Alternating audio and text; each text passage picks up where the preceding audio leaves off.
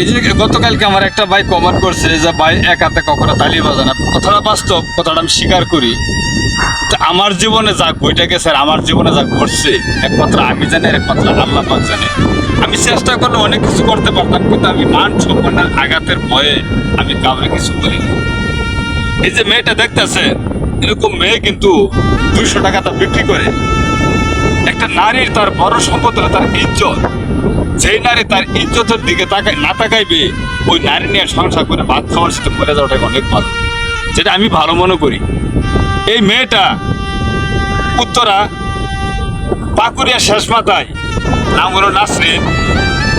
বর্তমানে যে ছেলেটার কাছে বিয়ে হয়েছে ওর বাপের সমতুল্য। ওর বাপের যে বয়স ওই ছেলেটার ঠিকই ওই বয়স। কারণ একটা মুসি কিন্তু তার নজর থাকে পায়ে, আর একটা খাঙ্কির একটা বেশ্যামি হইলে নজর কিন্তু ওরকম একটা পরিবেশেই থাকে।